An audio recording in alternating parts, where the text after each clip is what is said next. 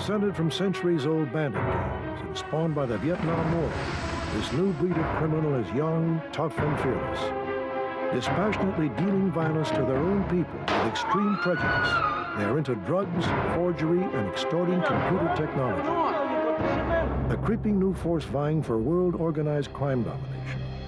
The Vietnamese crime gangs.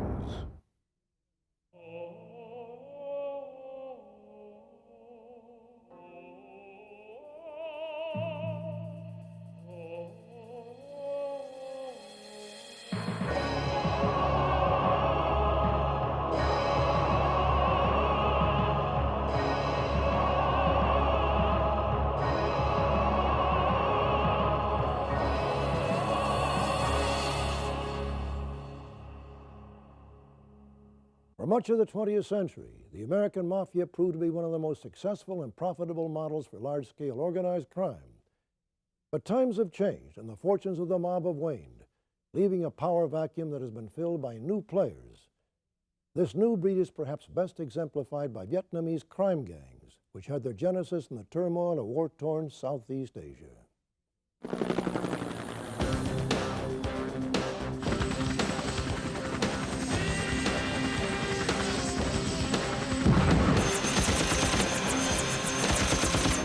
These indelible images of the fall of Saigon mark the end of one calamity and the beginning of another.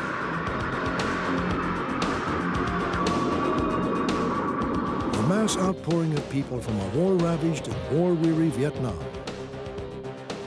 More than 160,000 Vietnamese, many of them orphaned or abandoned children, were resettled in America. Tens of thousands more fled Vietnam trying to find refuge in other parts of Asia and even Australia. Along with the desperate and the displaced went the seed that eventually spawned the crime gangs, now evident in major American cities and in other parts of the world. It should have come as no surprise that the street urchins and orphans of Saigon so readily turned to a life of crime in their new homeland. The concept of organized crime was not new to their native culture. Stretching back more than 1,000 years was a history of banditry along the length and breadth of the Mekong Delta. Historians say Vietnamese bandit gangs, some of them descendants of Indonesian pirates as far back as 750 AD, were looting on the high seas, extorting protection money from river traders, terrorizing local villages, and preying on wealthy Chinese merchants. By the time the French colonized Indochina in the 1860s, organized crime had become an entrenched part of Vietnamese society.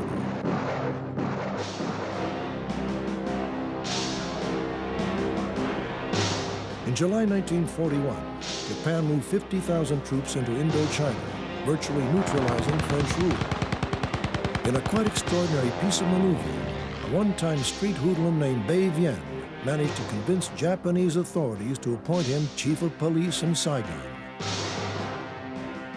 Bai Vien and his criminal cohorts controlled drug running, gambling rackets, and prostitution for more than a decade.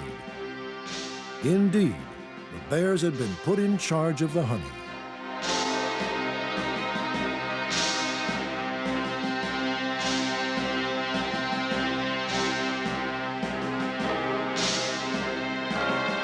But there was nothing sweet about life for the human tidal wave of Vietnamese forced to flee their homeland at the end of the Vietnam War. Tens of thousands of refugees were crammed into overcrowded camps in Southeast Asia. The lucky ones were resettled in faraway America, Canada, France, and Australia. But even in America, hopes of a good life for many Indo-Chinese immigrants were dashed on the rocks of economic recession which had gripped the United States. Desperate and disaffected, they turned to crime. It wasn't long before individuals banded together and devised new schemes. Like other ethnic gangs before them, the Vietnamese turned first on their own people, using terror tactics to force victims into submission and ensure they didn't go to the authorities. The concept of the home invasion robbery was actually a concept that was developed by Vietnamese immigrant kids in Southern California that were led by some very sophisticated young gang members. And they developed it, they refined it, and then it was eventually taught to other kids coming into the Southern California area from across the nation. And subsequently, my understanding now is it's even spread outside the borders of the United States, where the home invasion robbery is now occurring in places like Asia, Canada, and regions of the world like that. The first thing they do when they burst into a home, if the head of the family, the male person, is present, they shoot that person in the leg.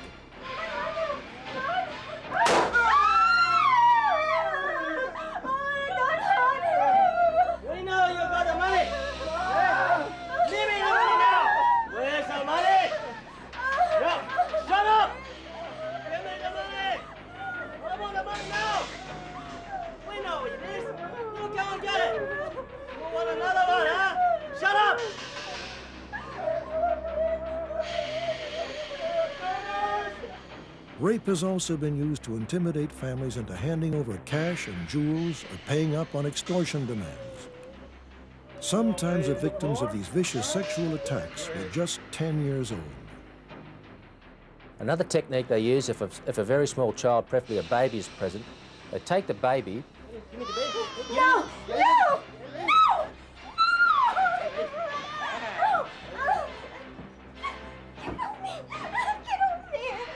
And they tape it to the wall using electrical duct tape. They then take their weapon and they fire shots around the wall. A bit like a Bugs Bunny cartoon, a little bit more dangerous. This propensity for violence and an apparent willingness to use it on their own ethnic community is what sets Vietnamese apart from other crime gangs. Well, the home invasion robbery, of course, tended always to be a very vicious and violent crime. We've had some horrific acts of torture that have occurred upon family members in which the victims have not been forthcoming or with valuables or are being hidden in the house and things of that nature. Not specific to Westminster, but over time I've assisted a lot of other agencies in the investigation of some of their Vietnamese gang crimes. We've had home invasion robberies where the baby was picked up by the ankle and its head was repeatedly dunked in the toilet because the mother was not telling the suspects where the jewelry in the house was being hidden. We've had water that was cooked on the stove and poured over the 79-year-old grandmother because the father was not telling the gang members quickly enough where the money in the house is being hidden. Asian crime gang experts have learned that the gangs function with a complexity that is not immediately obvious. Most of the Vietnamese street gangs today are fully capable of working on two separate, distinct levels. The first is in crimes for economic gain. In crimes where the ultimate goal is money, you will find that all wars will be put to one side and all alliances will be put to one side. And in an effort to do a particularly big crime where there's a lot of money involved, it is not at all uncommon to find members of rival gangs joining together to commit this crime, splitting the money, and then going back to the respective street gang. The second level that the Vietnamese gangs operate on is for the benefit of the gang's reputation or the gang's face. Everything you do is done with an eye towards enhancing the reputation, the power, the character, the strength of the gang. You know, its reputation for violence, its reputation for sophistication. All of those things are done with a view towards the more face your gang has in the gang subculture, the more face you will have because you belong to that gang.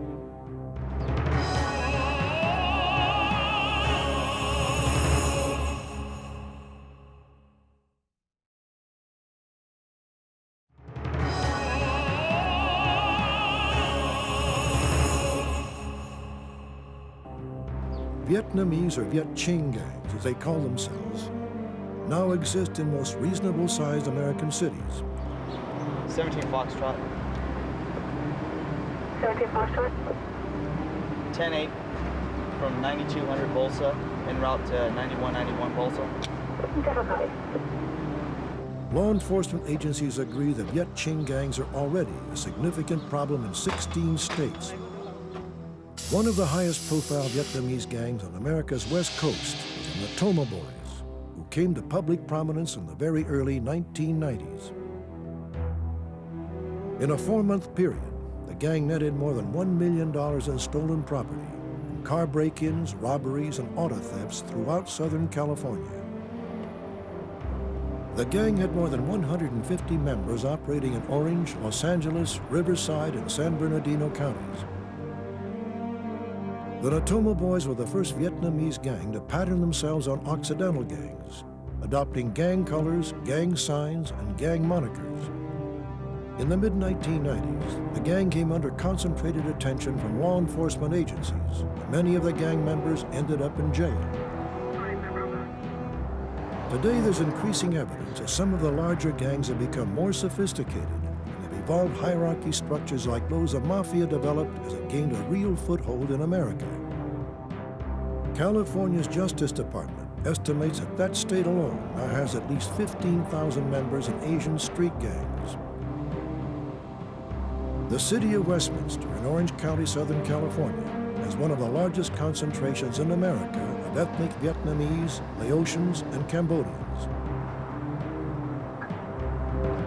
The influence of Vietnamese culture on the city is such that it is often called Little Saigon. Feuds between gang wars are nothing new. With Asian gangs, though, there's often another dimension beyond the traditional turf war.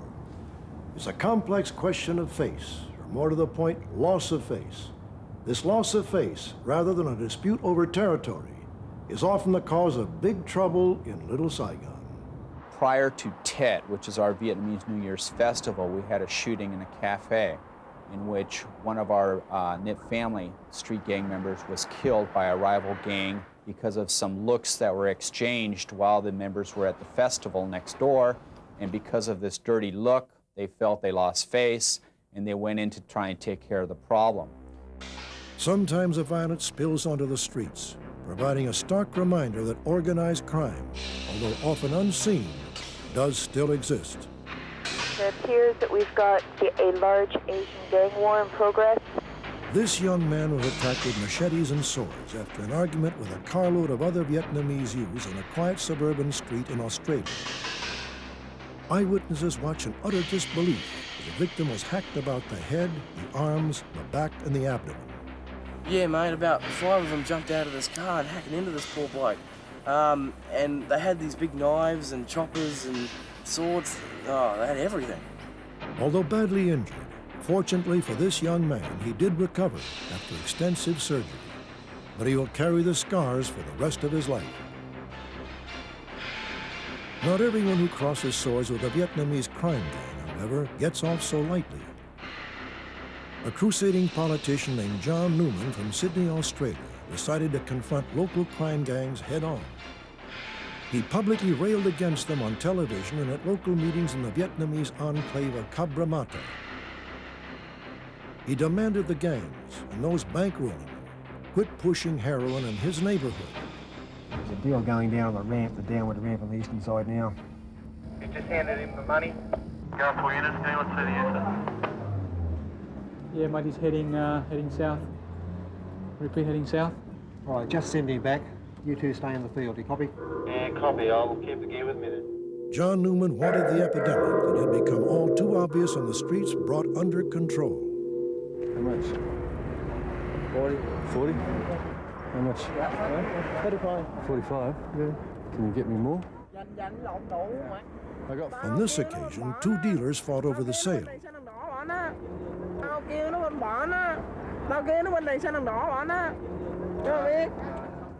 You got money here? Yeah. How much? Yeah. Well, I don't know. How much can you do me for 10?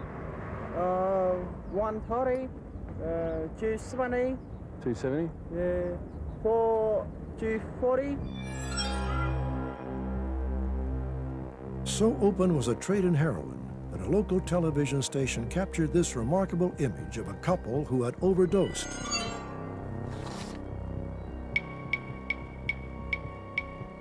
Just relax, just relax. Just open your eyes for me, darling. Open your eyes. You know what happened? You know what happened? You overdosed on heroin, okay? Yeah. You weren't breathing, okay? You weren't breathing, your mate's still not breathing. I got to help him, all right? Do me a favour. Do me a favour and just sit there and relax, okay? Just sit there and relax. Okay? Yeah, you're gonna be fine. If we stop treating you, you're going. You're going to go under the hill and again, okay? Yeah, okay. Newman's one-man campaign brought little reaction from the authorities, but it struck a raw nerve with the drug dealers, and it wasn't long before the death threats began. You're dead, Newman. What can I do? You're dead, Newman. Matters got worse. Newman's office was shot up, and his car fired upon. In something of an understatement, Newman put his situation this way. I've attracted the wrath of this gang. Indeed he had. Within 2 weeks, John Newman was dead, gunned down outside his home after he spoke at a public meeting on drug crime. He was shot at close range before the eyes of his fiancée, Lucy Wang.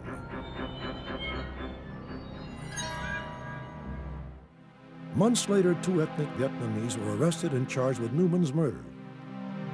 His untimely death prompted public outrage and finally action from law enforcement agencies who set up a special task force. It also prompted a very public display of support for John Newman and his fight against organized crime from the local Vietnamese community.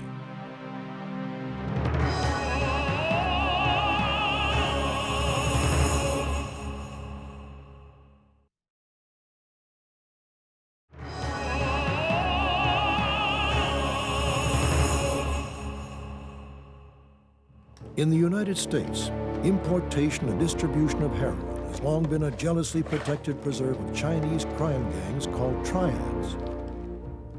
Despite many common links between the triads and the Viet Chinh gangs, the Chinese have no intention of letting anyone else control the heroin trade. The Vietnamese have thus been forced to find some other niche in the drug market. Heroin trafficking in the western half of the United States has traditionally always been controlled by Chinese organized crime syndicates. Again, the Chinese were established here far earlier than the Vietnamese refugee influx. I mean, from when the railroads were built in the late 1800s, initially in San Francisco and then subsequently in Los Angeles. And you're talking about a significant Chinese organized crime influence that existed in the Los Angeles area in the 1960s already. And so they immediately sewed up the heroin trafficking operations. And as a result, the Vietnamese kids getting into organized crime and getting into street gangs lacked a source of supply for the heroin because it was controlled by the Chinese syndicates. Now, the Chinese syndicates would subcontract out with the Vietnamese level gangs to distribute the product on the street, but they didn't feel comfortable with that. There's a lot of traditional animosity between the two cultures and the two populations. They didn't really feel they trust them. We, in fact, have now a far greater problem, and that is in the distribution of methamphetamine. Methamphetamine, which has taken off tremendously here in California, is relatively easy to make. You can make it at home using certain chemicals. It is not something that needs to be imported from outside the country. And the Vietnamese kids have picked up on that very quickly, and we now have fairly extensive methamphetamine trafficking organizations involving Vietnamese. But across the Pacific in Australia, where there are also Vietnamese gangs, heroin trafficking has become their stock and trade, and they work hand in hand with Chinese gangs. Operations head of Australia's National Crime Authority, Peter Lam, however, sees street gangs expanding their power. They've always been at the bottom end of the chain, but they are now starting to appear as multi-kilo distributors, which is 1 or 2 levels up from the street. And there is some evidence also to indicate that they are becoming involved in importations themselves, arranging the importation, facilitating it, and then being the recipient of the product. Yes, there is evidence of that occurring. They are starting to play a more prominent role in narcotics distribution. And from time to time we do see them involved in importations. But they have individuals, civic individuals have, I suppose, graduated out of that street crime type activity into a more organised environment and become entrepreneurs in their own right. Little wonder there is a nexus between Vietnamese gangs and the lucrative drug market. The young bandit gangs of Indo-Chinese refugees who came to America and other parts of the West in the 1980s were driven by one thing and one thing only: money. Most saw a direct link between amassing personal wealth and being acceptable in Western society. And for them, crime seemed the quickest route to riches. These kids figured out very, very quickly it is more efficient to do crime in a group than it is to do crime individually. You make much more money getting 4 or 5 friends together and doing let's say, a home invasion robbery than you do shoplifting at the local department store by yourself. The monetary take on an organized operation like a home invasion in which you bring in 4 or 5 other individuals is much greater than trying to operate by yourself out there in a criminal element. And so what these kids initially ended up doing is they would approach friends they had in the refugee camps or friends they were going to school with and would get them to cooperate with them in committing the criminal activity. It was these kind of individual groups of kids that really were not yet organized or structured in any type or manner that we gave the name bandit groups to, because they literally operated as almost gypsy bands. They went out, they would get together to commit criminal activity for economic gain, and then would go back to their respective homes or their schools or whatever and hang out until it came time to commit another crime for economic gain. While profit almost certainly was a driving force for the gangs of Vietnamese refugees, it may not be the full explanation. The attraction to gangs for many kids, for most kids, has to do with their own needs for identity, for status, for prestige, for something to belong to. They don't join, by and large, in order to do crime. Crime comes along with it and is exaggerated by gang membership. But for the most part, kids join gangs to get these other needs fulfilled. Sometimes they join them for a sense of protection. They think that they will be protected against other groups, rival groups, if they join Gang X. What they don't recognize, of course, is that that makes them more vulnerable to attack by Gang X. Whatever the original sociological reasons for the formation of Vietnamese gangs, today the lure of big money from sophisticated crime is what drives a better organized one. In 1997, working in conjunction with the Denver Police Department in the state of Colorado, we received information on a large-scale check counterfeiting operation that existed in the United States. There was several individuals that were arrested in Denver who subsequently said that the brains, that the leaders of the organization were in fact all Orange Boy members who were established in California. In doing a series of operations, we eventually were able to take down a counterfeiting factory here in the Orange County area, in which an individual who was an Orange Boy gang member using a computer was producing counterfeit payroll checks. These counterfeit payroll checks were for banks that were not in the state of California. He would produce them in batches of 50 to 100. These checks were then sent out of state along with an Orange Boy member. They would go to the state where the checks, where the banks existed that the checks were counterfeited from.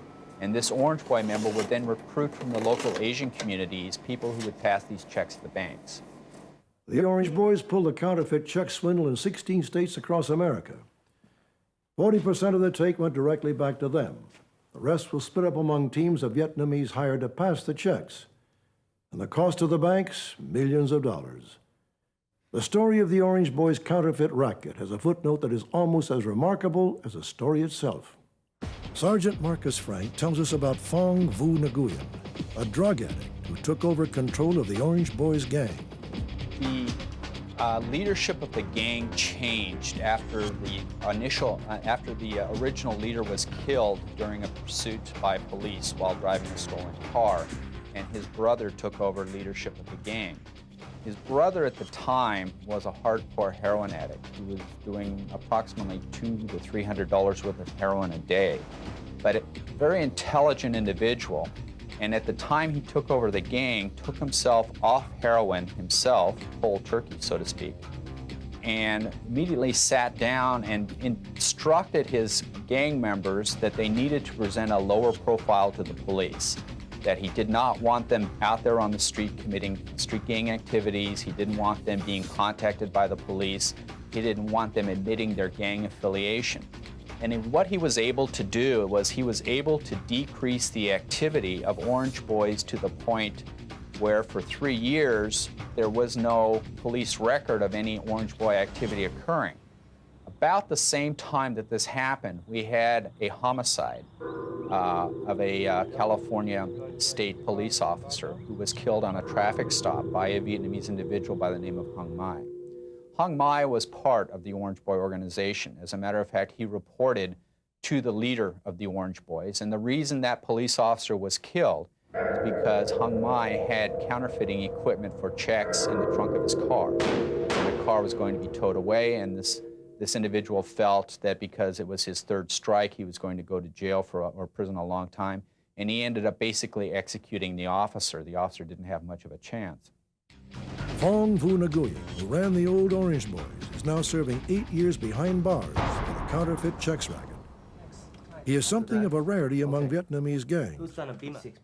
Many other organized crime gangs depend upon structure. There's a centuries-old customs that form the Chinese triad, the Japanese yakuza, a classic power structure of the traditional mafia. But the Vietnamese use a system where leaders are appointed temporarily depending on their suitability for the task at hand. Have it on 6. Yeah. 6, all right, okay. You're gonna take the night. I know where there's 6, maybe 7. It is a structure that makes it more difficult for law enforcement agencies to pinpoint who is in a gang. And it means a gang will survive even if the head of one crime enterprise is cut off. Most of the Vietnamese street gangs do not have a hierarchical structure. Although they may have a dominant personality figure that for the most part runs the gang or advises the gang, oftentimes leadership of the gang may devolve upon the person who has the most experience committing that type of crime. So for example, a Vietnamese gang that is planning to do a residential home invasion robbery, they may have a 14-year-old member that's done 6 of these already. And for that night, the leadership of that gang will devolve upon this 14-year-old for the purpose of that home invasion. 2 nights later, perhaps the gang decides they're going to steal a car, and now the leadership of the gang may go over to the 16-year-old member of the gang that has the most experience in stealing cars.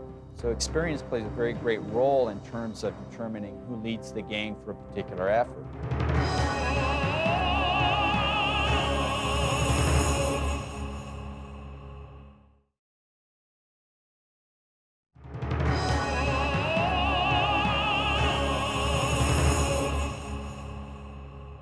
If understanding the power structures within Vietnamese gangs is puzzling, then accurately defining where on the ladder of organized crime these gangs stand is equally difficult.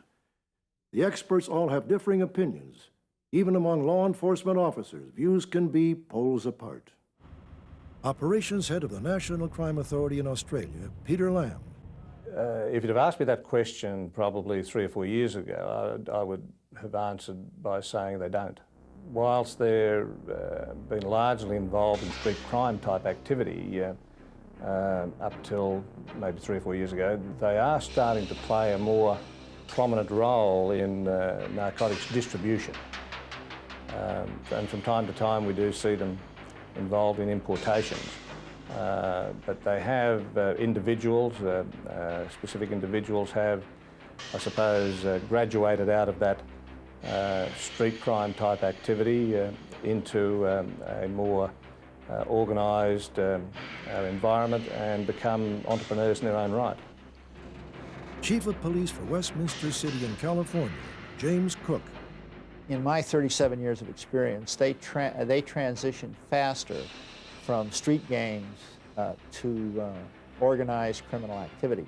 There's an FBI definition that we tend to use also of ACEs, Asian Criminal Enterprises, and the Vietnamese are extremely good at organizing ACEs. These are ad hoc groups that come together to work on 1 or 2 for-profit crime ventures, and then they may disband and go on and do something else. And street gangs feed into these Asian criminal enterprises, but by the same token, the people that run these Asian criminal enterprises are like business managers in the corporate world. and they put together the enterprise and go ahead and do it that way. I think if you look at the news reports, they always overemphasize the level of organization of street gangs. So that if you see a pattern of crime, whether it's Vietnamese home invasions or Chinese extortions or what have you, you get the feeling that that's what those gangs are all about. That's a distortion of reality. That's a piece of what they're doing. And that piece may require some level of organization by some members of the gang. But there are many other members of the gang that are not doing that are doing various other kinds of things, as any other gang will. And so if you get a whole picture of what that gang is up to, you don't get a very good picture of true organization. These kids are not mafia, they're not Cosa Nostra. And it's foolish to apply to them the kinds of techniques that we would apply to adult criminal gangs. Overall, the Vietnamese street gangs prefer the firearm. It is the one weapon that makes them equal on the street with any other gang that they may encounter, that makes them, in their eyes, all-powerful. Many of these kids realized early on that they were, for the most part, of smaller stature than your typical Occidental street gang member or your typical Occidental victim. They're smaller in size and oftentimes in weight. So the one factor that equals everything up is the firearm. For the most part, they prefer the semi-automatic or the fully automatic handgun. It's easily concealable, and it's also preferred because of the manner in which they shoot their weapons. Very few of these gang members take a sight picture over gun sights. Instead, they do what we call spray and pray. They crank out as many rounds from the weapon in as short amount of time as possible.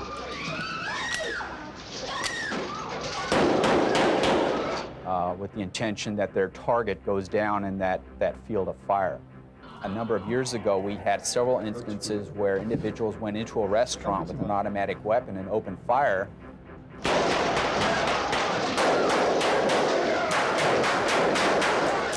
And the casualty count was 2 dead and 8 wounded, or 1 dead and 13 wounded.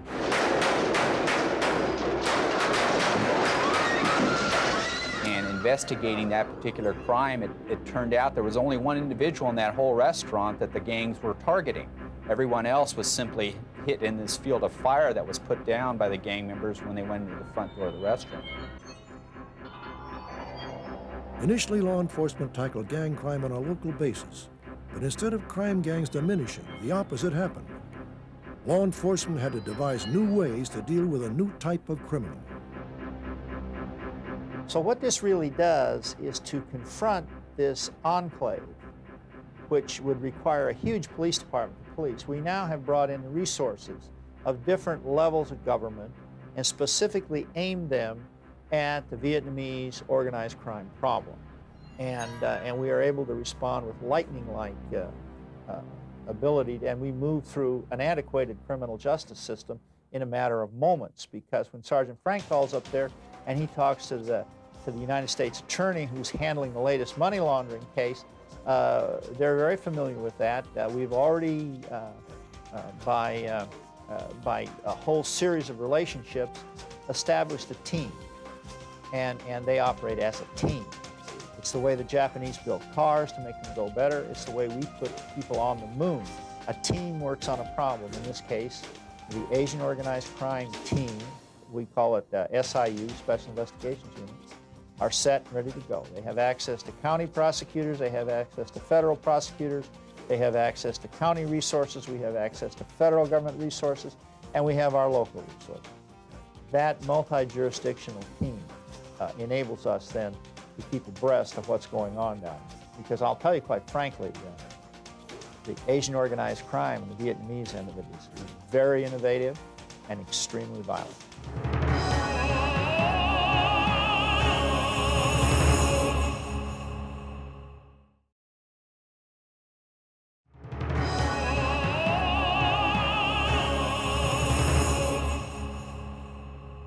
What is happening in police circles is we are following the patterns of globalization.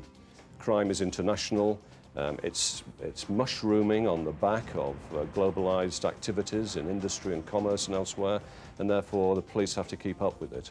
And we have regular contacts now, almost daily in some cases, where we are constantly in touch with our counterparts in other countries through Interpol, through conferences, seminars and one-to-one meetings and exchanges of staff, so that we can share experiences, not only here in Australia, but certainly from those countries where most of the immigrants have come from. Now that is tremendously important for us because sharing of information, the exchange of ideas and the exchange of people that can help us analyse trends is very important, so it's something that we'll continue doing.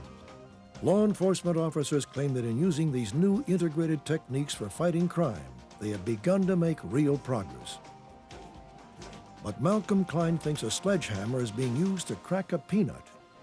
But there are justice agencies that think in terms of conspiracy. And I think in many ways they would prefer to have street gangs, and it doesn't matter whether it's Vietnamese or Hispanic or black. They would prefer to have street gangs take on a more organized structure, A, because it makes it more of a legitimate problem to fight as law enforcement agencies, and B, because we have new or expanded techniques for dealing with organized crime that don't work very well with disorganized youth groups, street groups. We have conspiracy statutes and special sentencing structures and guidelines, RICO statutes that were developed originally for the drug trade that can be applied to criminal groups. In fact, here in California, they finally got around to defining what a street gang is. And in order to do that, the very first sentence in the definition is a criminal street gang is. So as soon as they put crime in there, then they justified a series of responses that might not be possible without that kind of thinking. There is often a fine line between a crime being a disorganized, spontaneous attack by a street gang and something more sinister, a deliberately planned attack that is a part of organized crime. If you are the victim, the question is academic, as this Korean tourist couple discovered in the back streets of Sydney. A security camera captured their assailants, who were determined to take every cent the hapless couple had. The woman initially refused to give up her bag, but some heavy-handed treatment soon changed her mind. For daring to resist, she was handed a second beating. And oddly, the victims began to bow in a display of respect for their attackers. Even after the police arrived, the couple refused to press charges. They actually asked the police to let the assailants go. As you have just seen, organized crime has made a return to the streets after decades behind closed doors. So what's next? As organized crime leaders of yesteryear are being replaced by brash young opportunists like the Vietnamese and other gangs, some of our experts look ahead. I am fully convinced that the Vietnamese street gangs, along with a lot of the other Asian street gangs, as they move into organized crime, are going to far surpass any type of organized crime syndicates we've ever seen in this country. The sophistication level is simply too high, that they've already demonstrated at a very early age. And everything they do contributes to their training, contributes to their knowledge, contributes to their education. And these kids learn every single thing they do, every crime they commit, every gang activity they get involved in, they use as a basis of further educating themselves on how to do things better. And we've seen that happen time and time again.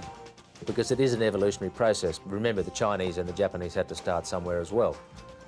Where I place the Vietnamese today is probably where the Chinese, the raw Chinese immigrants were, say, 30 years ago, who started off at the very basic level of street extortion. Not unlike the Mafia in the United States, for example, in the 40s. I think, you know, if you're talking about the history and the future of gangs, we're in for a long-term problem. I started doing my research back in the 1960s, and the number of gang cities in this country has grown from around 50 at that point to this 3,000 or 4,000 estimate. We're reaching an asymptote, we're reaching a leveling off point because there aren't all that many cities and towns left which have the capacity to form gangs. On the other hand, there aren't a heck of a lot of cities that are ex-gang cities. That is, once the phenomenon starts and gets established, it tends to perpetuate itself. And the way we respond to it tends to perpetuate it as well. So I think we've seen the worst of the increase, but I don't think we've seen much good news about a decreasing gang problem.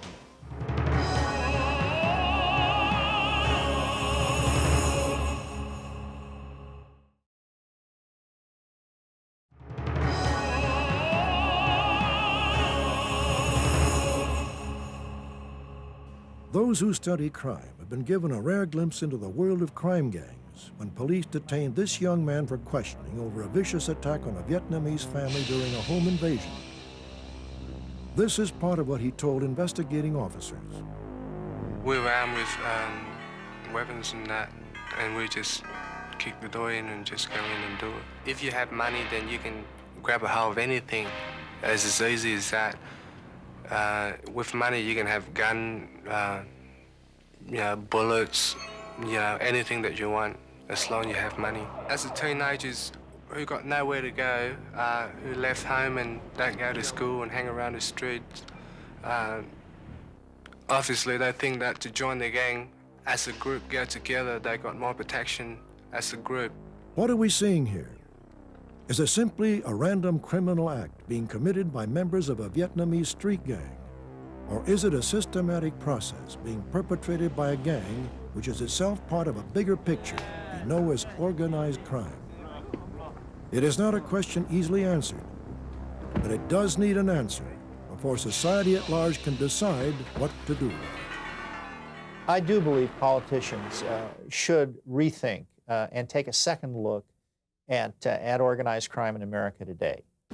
I would suggest, as a police chief, that maybe a presidential commission on the status of organized crime and look at the very different parts of it. Here in Westminster, we're very much exposed to Asian organized crime. But I think in the upcoming 21st century, that the federal government should host a series of conferences and perhaps have a special commission report, because organized crime has changed. From my understanding of this and the briefings that I've attended, Italian organized crime is flat and probably not increasing as rapidly as Asian crime. And so all of these things should be considered, and I think that the Justice Department should lead us on a national strategy so that all the local agencies, the state agencies, and the federal agencies can get on the same page. You know, if you're going to look at gangs, street gangs, which is what I'm talking about, you have to be very careful not to overstate their relationships to other groups. For example, they're nothing like terrorist groups. They are really nothing like motorcycle gangs. They are really nothing like prison gangs, although there are connections between some street gangs and some prison gangs. They are really not very much like all of the youth groups that you probably are a part of, and I was a part of. It got into trouble occasionally when we were in school, in high school. But we didn't commit ourselves or orient ourselves to antisocial and criminal activity. Street gangs do. That's why we get so concerned with them. So if we're going to look at and understand them, we have to start with several things. One, they're by and large adolescent or youth groups. And that suggests, a number of things about socialization, job opportunities, training opportunities for them, and so on. Another is that group process takes over. Once kids join gangs, they get enveloped in all of this rhetoric of the gang language and the gang talk and the gang glory. And the more we do to them that emphasizes their gang as such, the more we create more cohesiveness in the gang, the more we create gang crime. So what we want to do, rather than, say, with adult gangs where we try and crack down on them as much as possible and put them away in prison as quickly as possible, with street gangs, that's going to be counterproductive, because by and large, they're going to sit back and put the clippings in their pockets and say, see, man, we're so tough. They had to do this and they had to do that too. So there are lots of examples of this. And there are good data in some of the American evaluations that show that the more we do to gangs, for gangs, with gangs, the stronger they become, the more cohesive they become, and the more difficult it is to reduce that cohesiveness and the crime that results from it. So from my point of view, one has to be extremely strategic and sensitive about the nature of gangs before trying to intervene with them. And unfortunately, we're not. And the history of the American interventions is that we intervene on the basis of our ideologies, not on the basis of what we understand about the nature of those gangs. Developing strategies to prevent Vietnamese gangs from becoming new lords of organized crime may take some time. After all, the Mafia flourished virtually untouched for 7 decades in America before law enforcers finally began to win the battle. One thing is very clear. The law will have to find innovative and potent new ways to deal with a new breed of criminal, because the old order and the ways of fighting it have passed irrevocably into history. I'm Robert Stack. Thanks for joining us.